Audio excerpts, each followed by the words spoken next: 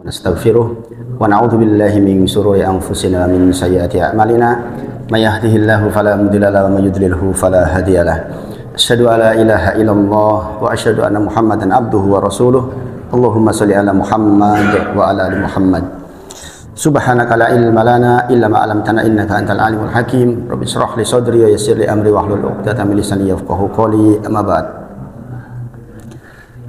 Bapak Ibu sedaya sami sehat insyaallah. Alhamdulillah, alhamdulillah. Nikmat yang sangat kita harapkan setiap saat kita peroleh, nikmat sehat sebagai modal awal agar kita bisa beribadah kepada Allah Subhanahu wa taala. Saya agak gerok ini masih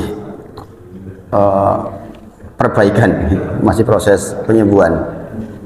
Mudah-mudahan bisa memanfaatkan waktu sebaik mungkin insyaallah.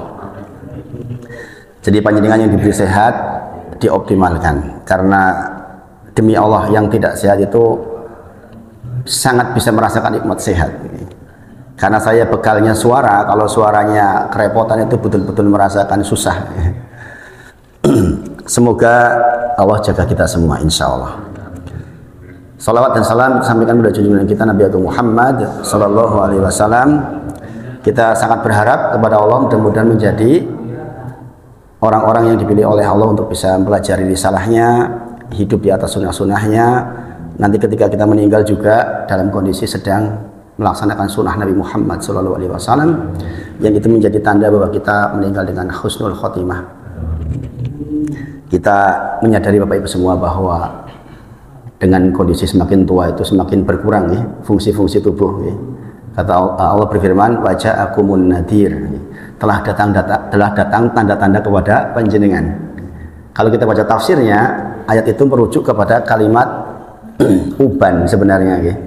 Tapi kemudian para ulama menyebut ya pokoknya tanda apa saja yang sudah menurunkan fungsi tubuh kita, berarti itu ya tanda-tanda semakin dekatnya kita kepada kematian. Teman-teman, Pak.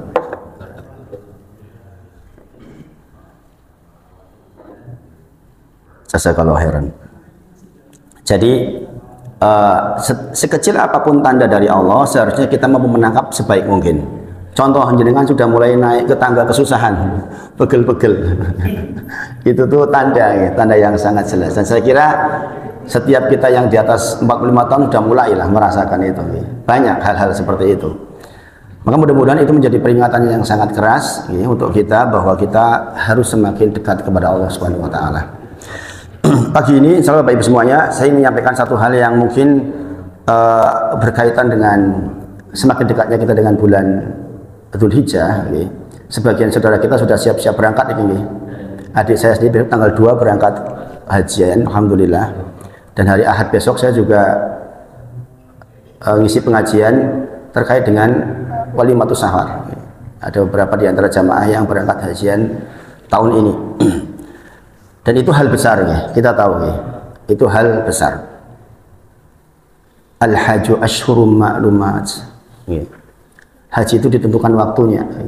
Artinya orang yang dipanggil oleh Allah itu memang disehatkan waktu itu, dimampukan waktu itu. Karena hajian itu nggak bisa dilakukan di bulan lain. Nah, ini karunia yang besar. Nah, kita yang di sini juga kalau bisa memperoleh manfaat terhadap waktu, ya, terhadap waktu itu. Semoga. Saya tadi dibacakan Mas Amar ayat tadi itu saya nangis terus sama Bapak Ibu. Itu mulai Quran surah Al Imran 133. Wasari'u ila maghfiratin min rabbikum wa jannah. Jadi kita disuruh bersegera, sesegera mungkin Bapak Ibu semuanya. Coba nanti jenengan buka nih Quran surah Al Imran 133 nih. Sampai satu halaman. Itu tadi bacakan satu halaman nih. Saya jadi mengingat replay kembali ketika Amar masih kecil nih. Main-main pasir. Saya waktu itu juga berharap betul mudah-mudahan menjadi ahli Quran. Ya, alhamdulillah Allah sejauh ini dikabulkan, alhamdulillah. Amar sudah menghafal 30 juz gitu. Semoga Allah jaga. Semoga Allah jaga. Ya, minta doa kepada panjenengan supaya mudah-mudahan anak-anak muda seperti ini mudah-mudahan dijaga oleh Allah. Ya. Karena di zaman seperti sekarang ini anak-anak muda yang mau menghafal pagi subuh bangun ikut ayahnya kayak gitu itu jarang zaman sekarang. Jarang ya. Karena gadget itu biasanya membuat anak-anak tidurnya malam, bangun pagi sulit. Ya, saya berharap mudah-mudahan generasi ke depan dijaga oleh Allah Subhanahu wa taala.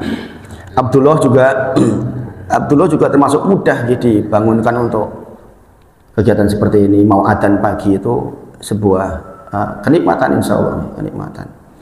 Di balik proses hijrah saya yang susah secara ekonomi, tapi Allah berikan kemurahan di hal-hal seperti itu. Coba jenengan perhatikan nih, bersegeralah menuju ampunan dari Tuhanmu dan surga yang luasnya seperti langit dan bumi yang disediakan bagi orang-orang yang bertakwa. Itu awal ayatnya. Biasanya ayat ini dibaca ketika sawalan. Karena apa? Di ayat berikutnya ditetapkan tentang syarat-syarat penduduk surga. Di ayat 134-nya dikatakan yaitu orang-orang yang selalu berinfak. Baik di waktu lapang maupun sempit. Jadi syarat penduduk surga itu dikatakan apa? Surga yang luasnya seluas langit dan bumi disediakan bagi orang-orang yang bertakwa. Siapa orang yang bertakwa? Di ayat 134-nya, alladzina yunfiquna fis sarra'i wad-dharra'i wal qadiminal ghaid wal afina 'anil nas wallahu yuhibbul muhsinin. Adalah orang-orang yang selalu berinfak. Jadi saya sedikit pembahasan. Infak itu yang mana toh? Bapak Ibu semuanya, semua kebaikan, semua khair dalam agama Islam itu dikatakan sebagai sedekah. Sedekah itu bahasa Arab artinya benar. Sedekah artinya benar, Bapak Ibu semuanya. Makanya dikatakan as-sedekah burhan. Sedekah itu bukti benarnya iman seseorang. Jadi kalau orang beriman kok susah untuk mengeluarkan sedekah, itu belum beriman, Bapak Ibu semuanya. Ini as-sedekah burhan. Nah, itu lingkaran besarnya namanya sedekah. Apapun kebaikan, senyum panjenengan, saudara panjenengan sedekah. Tapi sedekah dalam bentuk harta yang disebut dalam ayat ini itu namanya infak. Namanya infak. Infak dari kata apa? Nafaqah. Nafaqah itu bahasa Arab artinya terowongan, Bapak Ibu.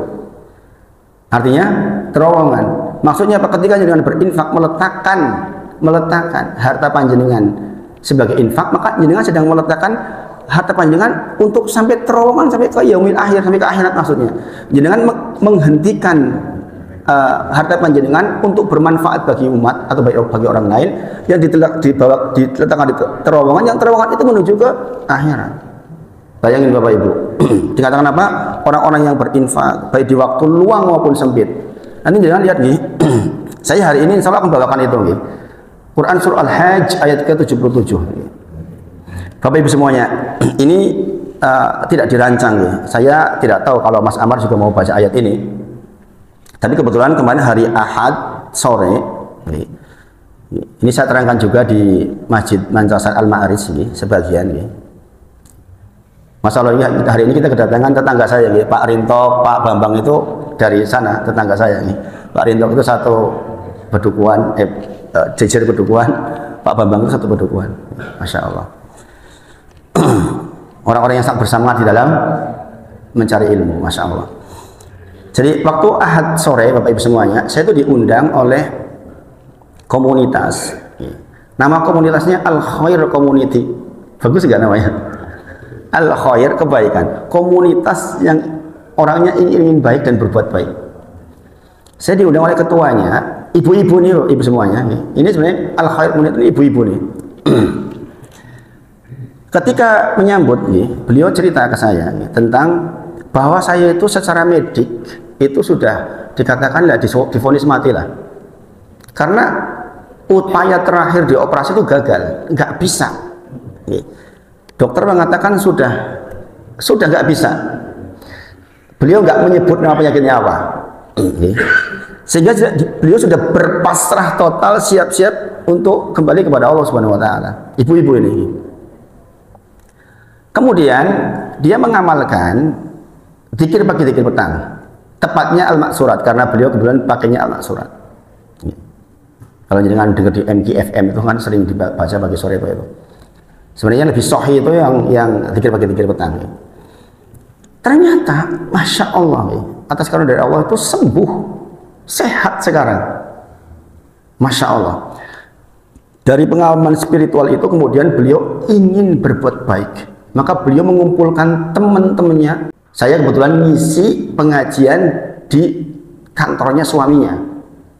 Makanya ketika ada pengajian, ibunya bilang, cari tolong ustadz yang kira-kira pas untuk kami. Kemudian beliau menunjuk saya, dan pada hari itu seluruh suaminya suruh berangkat. Jadi biasanya pengajiannya ibu tok. Waktu itu pokoknya hari ini khusus pengajian suaminya harus berangkat, dan berangkat semua, masya Allah. Bayangin Bapak Ibu, di luar sana ada orang-orang yang sudah sangat ingin dengan sorga. Orang-orang yang diberi kekayaan dan mereka berbuat dengan kekayaannya. Saya jadi ingat ketika Allah berfirman di dalam Quran surah Al-Qasas 77 yang saya terangkan kepada panjenengan kemarin tentang wabtaghi fima ataqallahu darul akhirah wala tansa nasibaka minad dunya. Ketika Allah menyampaikan kepada Qarun untuk cari tuh akhirat dengan harta yang aku titipkan kepadamu. Jangan lupakan bagian duniamu. Artinya bahasanya apa? Untuk dunia jangan lupakan bagian duniamu. Lu dunia sidik. Kemudian berbuatlah baik sebagaimana aku telah berbuat baik kepadamu. Bayangin, jenengan itu disuruh berbuat baik kepada orang karena Allah itu sudah berbuat baik kepada panjenengan. Ini satu peringatan besar buat kita Bapak Ibu semuanya. Jenengan itu diberi harta, diberi kesehatan, jangan kemudian klaim ini harta saya. Itu tuh kebaikan Allah kebetulan dititipkan ke panjenengan. Bisa saja kan Allah titipkan kepada yang lain. Kebetulan jenengan yang ditunjuk, jangan sampai jenengan rugi maksudnya. Dengan Allah tunjuk sebagaimana Qarun tunjuk menjadi orang kaya, Qarun rugi. Sebagaimana Allah tunjuk Sulaiman jadi kaya, Sulaiman untung. Ini dua profil yang sangat berbeda. Walaupun di generasi yang berbeda. Sulaiman itu ada di zaman Musa. Kalau Qarun Qarun itu ada di zamannya Musa maksudnya. Qarun ada di zaman Musa, sepupuan dengan Musa. Ketika dia didatangi oleh Musa dalam kondisi miskin, dia minta didoakan oleh Musa alaihissalam untuk jadi orangnya dan jadi kaya. Tetapi yang ingin saya maksud adalah profiling dua orang ini yang sama-sama mendapatkan kekayaan, tapi sikapnya sangat berbeda. Jadi Bapak Ibu semuanya, kita ngaji sudah cukup lama, sudah tahun keberapa? Tahun ke-6 ya. Kita melihat ternyata di luar sudah banyak orang yang betul-betul menyiapkan dirinya, ingin pulang kepada Allah dalam kondisi baik, dalam kondisi hartanya juga dibawa, gitu maksudnya. Maka ini benar-benar sangat menginspirasi saya. Apa yang diminta judulnya Bapak Ibu semuanya kemarin waktu ceramah, Ustadz tolong terangkan kepada kami tentang ibadah dan pahala sosial. Itu Bapak Ibu. Jadi judulnya ibadah dan pahala sosial. Jenengan bisa bayangkan kan? Artinya visi misi mereka itu sudah cukup jauh. Padahal orang yang baru-baru aja ngaji. Komunitas ini baru berdiri 6 bulan yang lalu. Bayangin. Tapi pemikirannya sudah sangat jauh, masya Allah. Semoga ini bisa menginspirasi kita semua. Dan kebetulan pagi ini Mas Amar bacakan ayat yang terkait dengan itu, bahwa orang-orang yang bertakwa penduduk surga itu adalah orang-orang yang dia berinfak di jalan Allah, baik dalam kondisi sempit maupun lapang. Di Al-Hajj 77 Bapak Ibu semuanya, Allah berfirman, ya ayyuhalladzina amanu ruk'u wasjudu wa'budu rabbakum waf'alul khaira la'allakum tuflihun.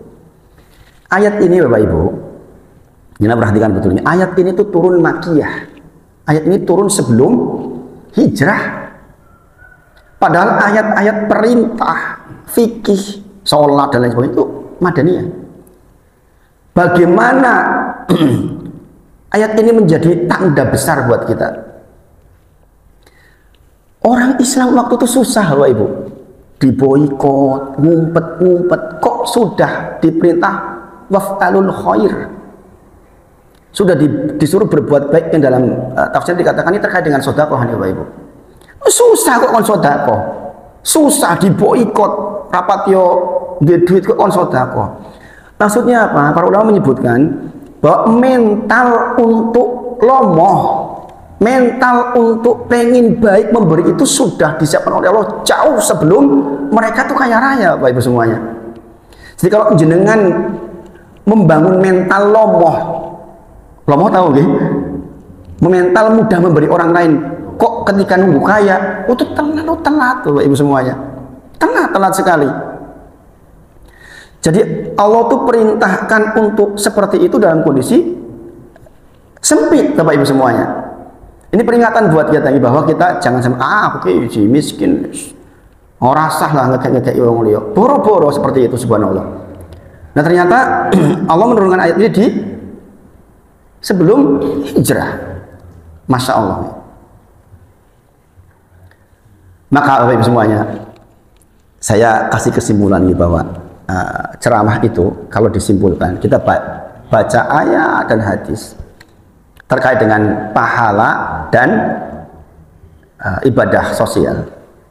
Saya katakan Bapak Ibu, kalau jenengan tidak suka berbagi, tidak siap berbagi, masih pelit, nggak lomoh, jangan minta jadi kaya.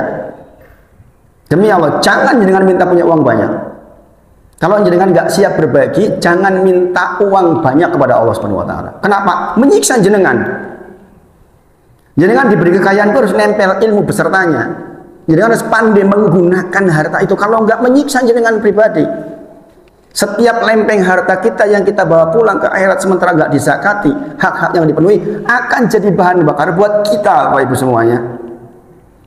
Makanya kesimpulannya, kalau kita nggak bisa lomoh, kita nggak siap berbagi, yang itu adalah berarti keimanan kita belum tebal. Nggak usah minta kaya. Sebab apa? Merugikan kita. Nek miskin sisan orang diminta tanggung jawab. Sugih kok ralomoh, bahayanya luar biasa. Makanya dikatakan di sini, yaitu orang-orang yang selalu berinfak baik di waktu lapang maupun sempit. Orang-orang yang mengendalikan kemurkaannya dan seterusnya. Kemudian di akhir tadi Mas Amr membacakan di bagian-bagian akhir bahwa telah berlaku sunnah-sunnah sebelum kalian. Maka bepergianlah ke muka bumi untuk tahu apa akibat dari masing-masing perbuatan. Pak Rinto ini adalah orang yang suka bersepeda nih Pak. Saya lihat kalau statusnya tuh sepeda kemana-mana, Masya Allah. Dan kesini tuh ke masjid ini beliau udah survei duluan. Waktu minggu lalu itu, Rabu minggu lalu itu. Dalam kasus yang terkait dengan ayat ini kadang-kadang penting Bapak Ibu, mendatangi sebuah tempat untuk tahu perkembangan di tempat lain, sehingga kita tidak hidup di lingkungan kita saja, itu memang penting. Di ayat ini disebutkan, berjalanlah di muka bumi untuk tahu akibat dari perbuatan masing-masing orang. Ini lebih luas nih, bahwa di situ ada kaum Ad, dulu diberi teknologi luar biasa, ternyata dihancurkan. Ada Korun di Mesir, ya sekali-kali ke Mesir nggak apa-apa. Jadi banyak kisah-kisah yang jadi pelajaran buat kita. Nah Bapak Ibu semuanya, jadi saya berharap betul di jamaah di Masjid Gunung Sempuh ini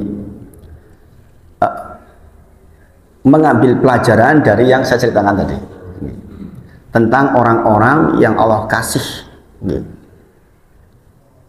harta, kemudian dengan hartanya mereka berbuat, karena itulah sangu yang akan kita bawa. Bapak Ibu semuanya, coba kita lihat kedudukan ibadah sosial ini.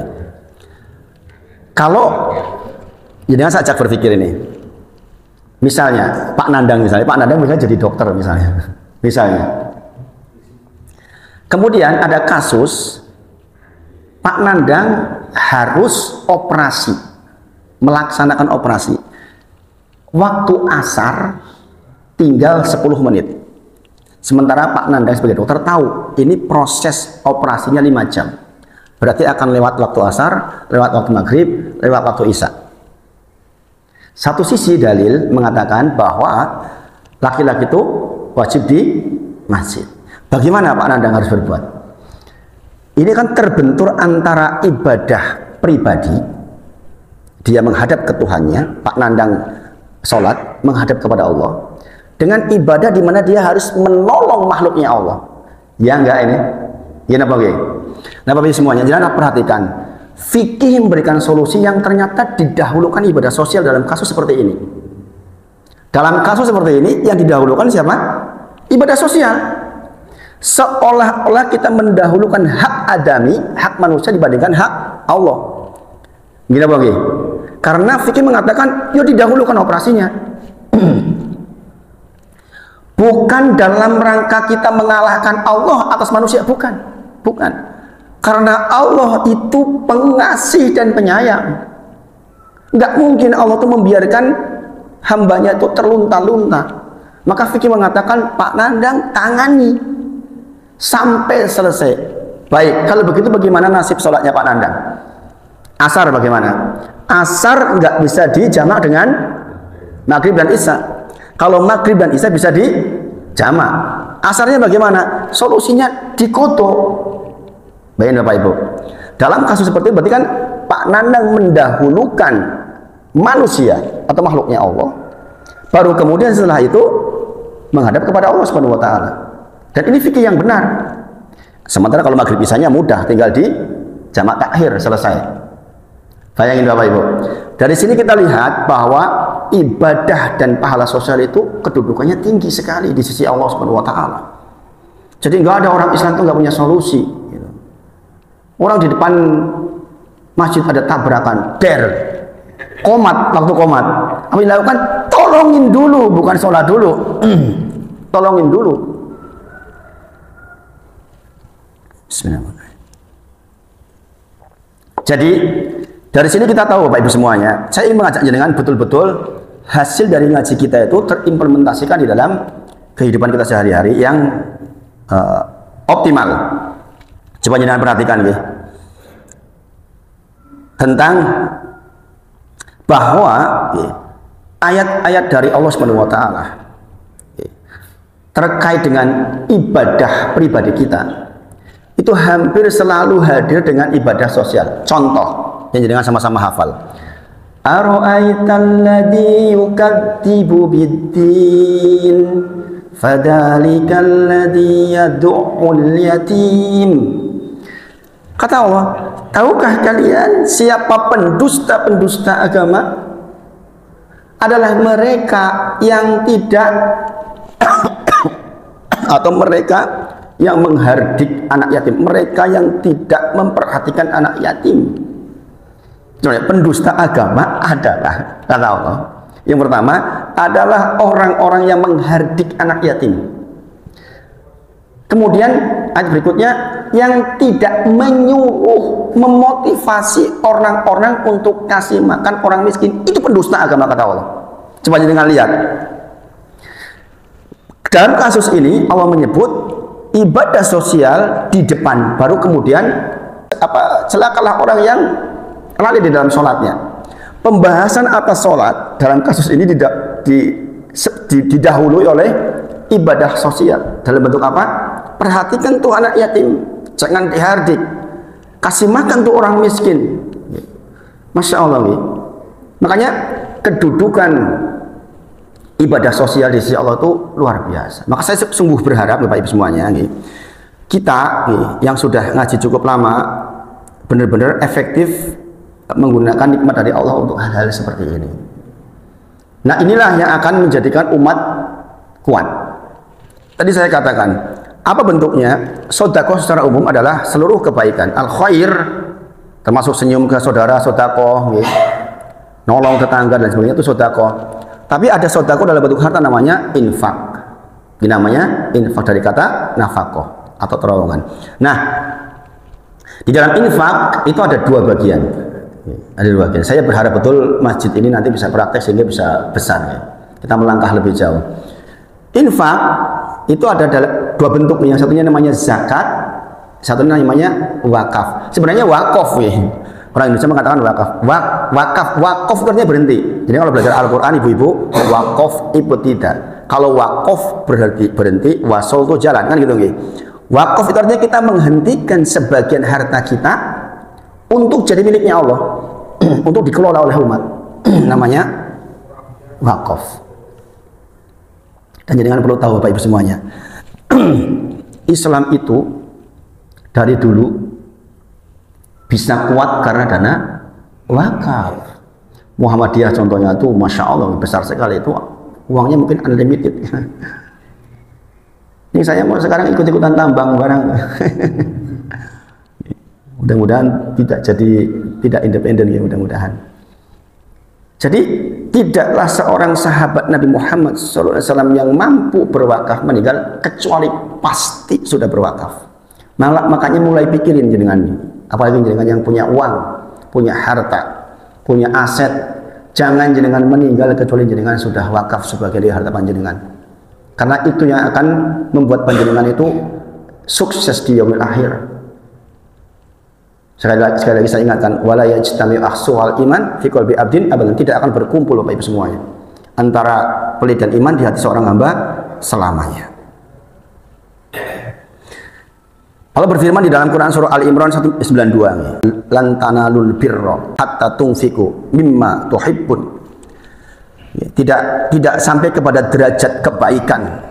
Ini bir di sini bisa berarti sorga. Tidak sampai sorga seseorang sampai dia menginfakkan harta yang dia cintai. Wa ma tunfiqu min syai'in fa innallaha bihi alim.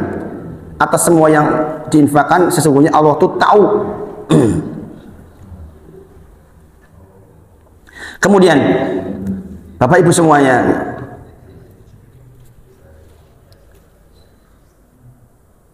saya benar-benar terinspirasi dengan kegiatan orang-orang tadi, karena baru-baru aja kenal Islam, baca Quran belum bisa Bapak Ibu, bayangin.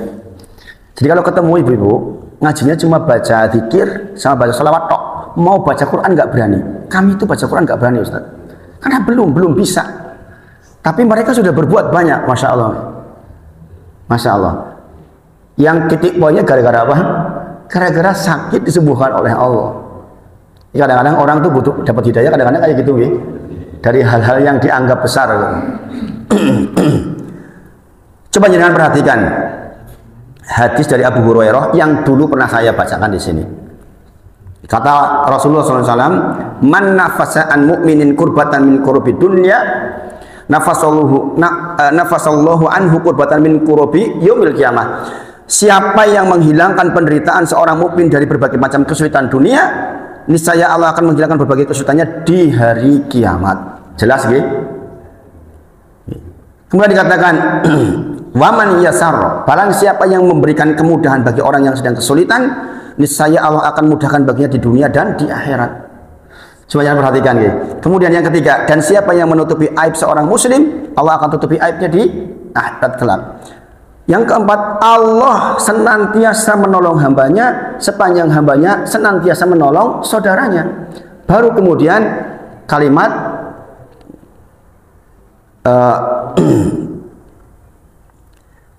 tentang orang yang berangkat ke pengajian seperti panjenengan. Jadi hadis ini itu mendahului kalimat barang siapa yang pergi dari rumahnya dalam rangka untuk belajar ilmu agama, maka Allah mudahkan jalan bagi dia masuk surga. Nah, jadi buah ngaji itu menghasilkan yang 4 tadi Bapak Ibu. Jadi kan ngaji, ibadah pribadinya kepada Allah itu clear, tapi harus menghasilkan kayak gini. Barang siapa yang menghilangkan penderitaan seorang mukmin di dunia, maka Allah akan hilangkan penderitaannya di yaumil akhir. Barang siapa yang memudahkan menghilangkan kesulitan orang lain, Allah akan hilangkan pula kesulitannya di dunia dan di akhirat. Ini persoalan hutang piutang ini. Yang kedua ini. Jadi kata-kata yasarullah itu barang siapa yang membebaskan hutang. Bisa jadi jenengan dihutangi, misalnya rasa bayar. Atau yang kedua, ada orang kesulitan hutang jenengan bayar. Jenengan perlu tahu, ada satu zaman di tabiin dulu, orang memimpin cuma 29 bulan itu bisa menghilangkan seluruh kemiskinan warganya, bayangin. Bahkan waktu itu seseorang yang terjebak karena usahanya kemudian bangkrut, itu yang bayar itu pemerintah. Itu ada masa seperti itu Bapak Ibu. Subhanallah Bapak Ibu. Saya itu kemarin sampai nangis bahas tentang ini. Karena sebenarnya solusi untuk kesejahteraan itu ya ada di Islam. Al-Baqarah 275, 276, 277 dan seterusnya. Masya Allah. Jadi hari ini itu ekonomi dikuasai oleh kapitalis, orang-orang Yahudi, yang dia mengharuskan riba. Sementara Allah menyebutkan Allah akan hancurkan riba dan hidupkan sedekah. Kenapa Bapak Ibu? Karena kalau baitul mal sebagaimana yang terjadi tadi, seorang pemimpin memimpin cuma 29 tahun, jangan lihat di tarikh bahwa ternyata waktu itu baitul mal itu penuh. sampai turah-turah Baitul Mal. Kalau orang Islam betul-betul pakai itu ilmunya tentang wakaf, tentang zakat dipenuhi, nggak ada orang Islam itu susah, nggak ada Bapak Ibu. Karena Baitul Mal itu penuh. Allah tuh nggak mungkin rancang nggak seimbang, nggak mungkin, pasti dana wakaf, dana zakat mal itu pasti mencukupi kebutuhan umat Islam, sehingga sekolah tuh nggak perlu bayar, demi Allah Bapak Ibu semuanya. Saya mempelajari ini, ketika mempelajari detail itu sampai nangis. Kenapa? Ya Allah, sebenarnya solusinya di sini. Cuma sekarang kebijakan yang ada di internasional itu seperti itu. Orang-orang Yahudi yang memang berselisih dengan Islam, na'udzubillah. Cuma jangan pikirin, masa iya ada satu dolar kok 14.000 rupiah, 15.000 rupiah. Ya Allah, kok begitu Bapak Ibu semuanya? Podo-podo mata uang loh. Kok enak men gitu. Itulah sistem ribawi. Jadi itu nih, kedudukan dari ibadah sosial itu di sisi Allah itu luar biasa. Makanya tolong mulai diperhatikan secara mendalam.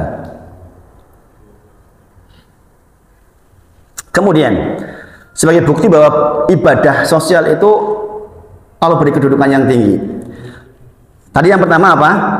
Allah selalu hadirkan antara ibadah sosial dengan ibadah pribadi itu hampir selalu berbarengan. Yang kedua, apabila kita mengerjakan ritual dan batal, maka ibadah itu bisa diganti dengan ritual atau sosial. Gini apa lagi? Saya kasih gambaran. Ayyaman ma'dudat, faman kana minkum maridun aw ala safarin fa'iddatun min ayyamin ukhar wa 'alal ladzina yutiqunahu fidyatun ta'amu miskin. Bayangin, jenengan karena sebuah keadaan, dua hal di sini disebutkan, karena jenengan sakit atau karena jenengan safar, jenengan boleh nggak putus puasa? Boleh nggak? Jenengan ketika safar memenuhi syarat safar boleh nggak puasa? Boleh. Bagaimana cara menggantinya? Puasa di hari lain. Gini wong. Sekarang karena kalau jenengan sakit, yang sakitnya nggak diharapkan kesembuhannya dengan apa? Fidyah, ya nggak? Fidyah itu ibadah sosial apa ibadah pribadi? Ibadah sosial. Saking pentingnya kedudukan ibadah sosial sampai ibadah pribadi dalam beberapa kasuistik bisa diganti dengan ibadah sosial.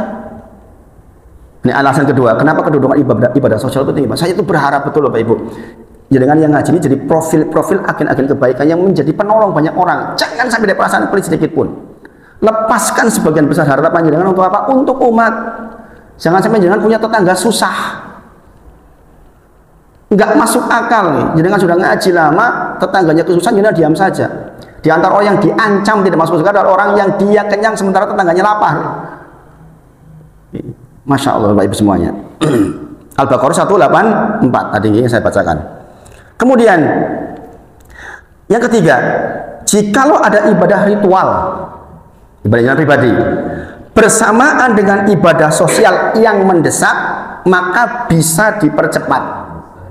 Jadi sudah takbiratul ihram, Allahu Akbar, saya imam, di belakang nangis, bayi nangis terus. Apa yang saya lakukan sebagai imam? Fikihnya, saya mempercepat sholatnya. Ojo ono menungguri nangis malah didawak kayak masalah. Ini bayangkan, itu kita sedang menghadap Allah. Ya kan, kita bertemu dengan Allah dua kali. Salah satunya ketika sholat. Bayangkan, momen paling penting buat kita sedang sholat saja, kemudian kuping kita ditakdir oleh Allah mendengar ada gangguan di belakang. Apa yang terjadi? Kita percepat, bukan dibatalin dalam kasus ini, dipercepat. Ini terjadi sama Nabi Muhammad SAW ketika sholat subuh. Rasulullah ketika sholat subuh biasanya panjang sekali. Tiba-tiba hari itu sholat subuhnya pendek sekali. Tanyakan kepada para sahabat, ya Rasulullah, kenapa hari ini kok pendek sekali? Sudahkah berubah syariat? Kata Rasulullah, tidakkah kalian mendengar bayi menangis itu di belakang? Jadi alasan mempercepat karena ada persoalan sosial yang segera ditangani Bapak Ibu semuanya. Ini menakjubkan bukan? Menakjubkan Bapak Ibu.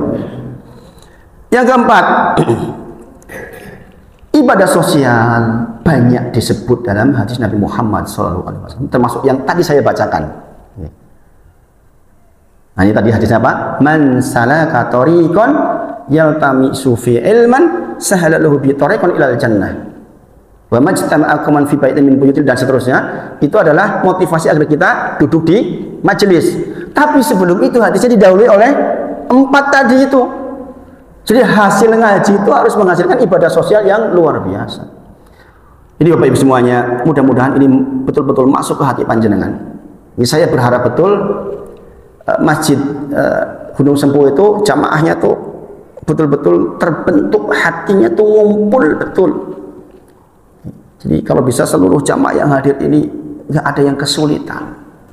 Jenengan yang kaya raya diberi kemudahan hati untuk segera mengeluarkan harta panjenengan. Ada masjid yang saya isi malam Selasa itu, masjid belakangan itu ngaji baru 1 tahun lebih dengan saya. Tapi Masya Allah Bapak Ibu, saya itu membina masjid ini itu dari kondisi, ya saya cerita sedikit begini. Beliau itu nyangoni saya saja nggak bisa Bapak Ibu. Jadi saya 1 tahun itu nggak disangoni, 0 rupiah.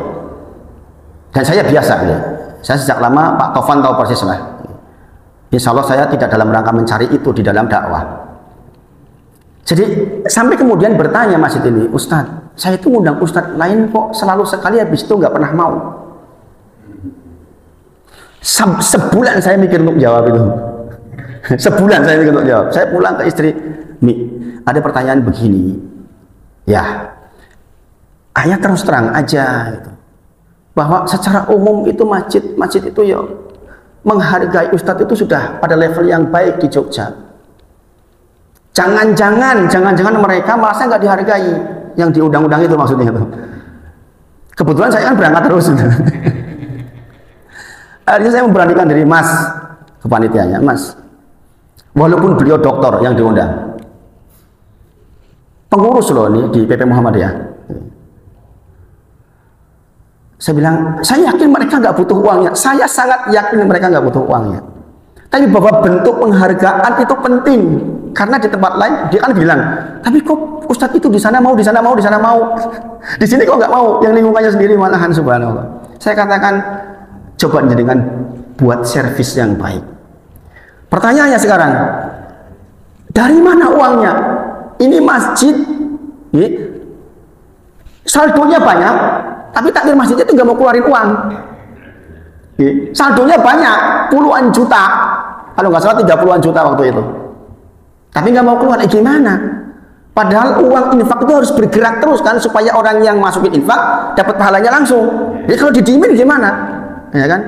Tapi ya kebetulan karena generasi tua nggak mau, nanti bayar listriknya bagaimana, nanti ini bingung ini. Padahal kalau digerakkan itu nanti yang donasi listrik itu Allah bukakan, itu nggak bakal kurang sebenarnya. Saya katakan, Mas, ngalah aja jenengan kumpulkan orang-orang sekitar sini yang jenengan anggap mampu, datangi bahwa di masjid ada kegiatan begini-begini, butuh dana begini-begini. Sekarang Bapak Ibu, turah-turah sekarang saldo untuk kegiatannya, Masya Allah. Masya Allah. Yang menggerakkan siapa? Anak-anak muda.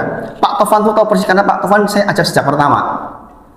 Jadi saya kalau bersama Pak Tovan, ini seperti ini kondisinya masjidnya. Masya Allah Bapak Ibu. Jadi kalau masjid yang baru belakangan ngaji dengan saya sudah bergerak sebegitu cepat, mudah-mudahan di sini bisa bergerak lebih cepat lagi. Bukan hanya persoalan kita, tapi persoalan bagaimana seluruh yang hadir ini merasakan manfaat dari ngaji kita. Bapak Ibu semuanya, Allah berfirman di dalam Quran surah Al-Munafikun ayat ke-10 yang sering saya bacakan. Wa anfiqu mimma razaqnakum min qabli ayati ahadakumul maut fayaqula rabbi laula akhartani ila ajalin qarib fa asaddaqu wa akum minas sholihin. Kata Allah, berinfaklah dari sebagian harta yang aku berikan kepada kalian. Jangan sampai datang kematian kepada panjenengan kemudian baru jenengan mengatakan fayaqula rabbi, ya Allah, tahan sebentar, jangan mati sekarang, minta waktu sedikit ya Allah. Apa yang paling mereka inginkan? Fa asaddaqu, agar saya bisa bersedekah, wa aku minas sholihin, yang dengan sedekah itu saya termasuk orang yang soleh sehingga menjadi penduduk surga. Maka kita kembali ke Al-Hajj 77 bahwa Ternyata Allah memotivasi kita untuk berbuat baik itu jauh sebelum kita kaya, Bapak Ibu. Mental menjadi orang baik itu dibangun sebelum kita itu betul-betul kaya, Bapak Ibu. Kalau mentalnya jadi, nanti Allah siapkan ubur rampenya, itu maksudnya, Bapak Ibu. Ini yang coba saya bangun pada diri saya. Saya kan nggak punya banyak uang, punyanya ilmu, insya Allah, punyanya waktu.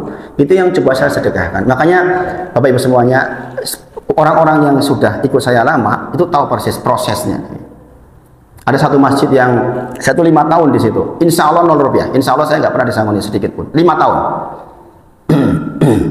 Tapi masya Allah Bapak Ibu semuanya, ketika saya punya problematik besar, saya punya kebutuhan cukup besar, dari masjid itulah kemudian ada yang tolong. Itu puluhan juta kebutuhannya. Allah bukakan pintu hati lewat mereka, nggak tahu caranya bagaimana, wallahu a'lam. Jadi jangan pernah khawatir tentang janjinya Nabi Muhammad SAW bahwa tidak mungkin orang dengan sedekah itu jadi miskin. Rasulullah itu bersumpah dengan 3 hal. Salah satunya, setiap sedekah kita pasti akan menambah harta kita. Makanya mudah-mudahan ini menjadi peringatan buat kita bahwa mendahulukan orang lain itu menjadi bagian yang penting. Rasulullah bersabda, Bapak Ibu semuanya, jadi jangan sampai memandang rendah orang-orang yang susah. Dari ayahnya, ia menyangka bahwa dirinya memiliki keutamaan di atas yang lainnya dari para sahabat. Maka Nabiullah SAW bersabda, di orang ini merasa tinggi dengan kekayaannya. Rasul bersabda, sesungguhnya Allah menolong umat ini dengan sebab orang yang lemah di antara mereka. Ini jangan eling-eling ini. Yaitu dengan sebab doa mereka, sholat mereka, dan ikhlasan mereka. Orang-orang susah itu kalau minta sama Allah nangis-nangis, Bapak Ibu semuanya.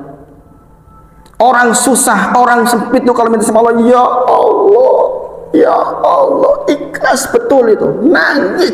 Itu yang menjadi sebab ditolongnya masyarakat di sekitarnya yang perlu tahu. Jadi kalau ada orang susah di tengah-tengah panjenengan, jangan alah kaki wong kudune dihukum, memang wong pecicilan, wong dan sebagainya. Kita malah hukumi, subhanallah. Orang sudah rajin ke masjid zaman sekarang itu mesti orang baik lah. Kok kebetulan susah? Jangan tolongin Bapak Ibu, jangan pikirin betul itu.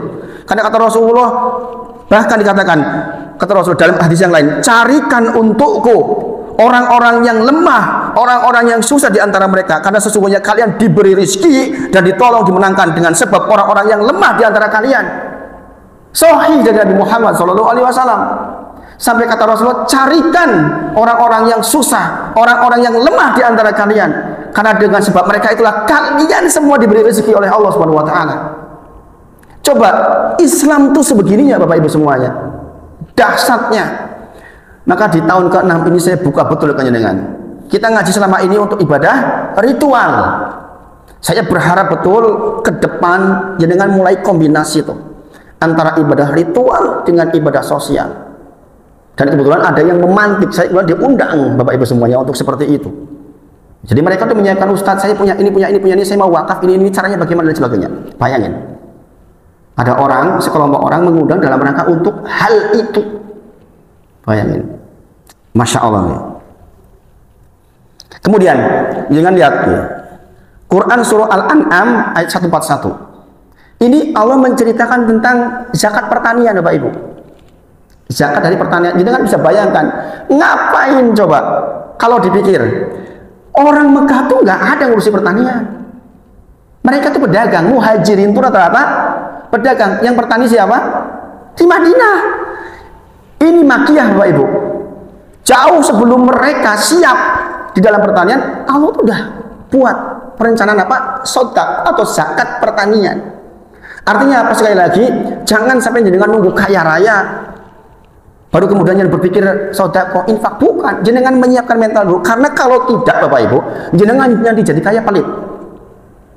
Demi Allah Bapak Ibu, saya punya orang dekat yang ketika dimintai bantuan selalu mengatakan, aku kayaknya kolah ke anakku. Bayangin Bapak Ibu, jawabannya apa? Aku kayak nguliah ke anakku loro. Subhanallah Bapak Ibu, bayangkan mental untuk memberi, mental untuk menolong itu sebenarnya Allah bangun sebelum itu, karena begitu kaya belum punya mental itu, pelit. Jadi anak-anak eman-eman Bapak Ibu. Maka sekali lagi kesimpulannya, kalau tidak siap menjadi orang yang lomoh, orang yang suka memberi, jangan pernah minta uang banyak kepada Allah Subhanahu wa taala, karena itu akan menyiksa panjenengan piyambak. Apalagi kita sudah di atas 50 tahun, waktu kita sempit Bapak Ibu semuanya. Bayangkan kalau waktu kita sempit tiba-tiba kita mati, apa yang kita bawa? Begitu banyak orang yang alhaqumut takasur hatta zurtumul maqabir. Orang dilalaikan dengan mengumpul-ngumpulkan harta. Disebabkan karena membelain nanti saya warisin apa, akhirnya dia tidak berbuat. Subhanallah Bapak Ibu semuanya. Maka mudah-mudahan ke depan jenengan betul-betul bisa memanfaatkan seefektif mungkin. Dan saya tekankan kepada panjenengan, utamakan persoalan infak setelah zakat, karena zakat itu fix. Zakat itu hanya 2,5%. Yang menggerakkan umat ini adalah infak, nafkah, infak, yaitu terowongan menuju ke yaumil akhir, yang dia adalah wakaf. Bagi jenengan yang hanya punya tenaga, wakaf tenaga. Bagi jenengan yang punya ilmu, wakaf ilmu. Bagi jenengan yang punya harta, wakaflah dalam bentuk harta. Insya Allah itu akan menjadi penolong buat panjenengan, dan yang membuat jenengan meninggal dengan husnul khotimah. Insya Allah kalian jangan akan didoakan oleh banyak sekali orang. Nah ini pembahasan kita pagi ini. Saya sampaikan ini karena baru saja saya diundang untuk hal seperti ini. Saya kira ini penting buat panjenengan semua. Mudah-mudahan bermanfaat dan mudah-mudahan bisa diimplementasikan dalam kehidupan kita sehari-hari. Kita tutup dengan kafaratul majlis. Subhanakallahumma wa bihamdika asyhadu an la ilaha illa anta astaghfiruka wa atubu ilaik. Wa akhiru da'wana alhamdulillahirabbil alamin. Assalamualaikum warahmatullahi wabarakatuh. Tentang detail masalah wakaf nanti suatu ketika nanti kita bahas. Saya sedang menyusun itu insya Allah. Bismillah.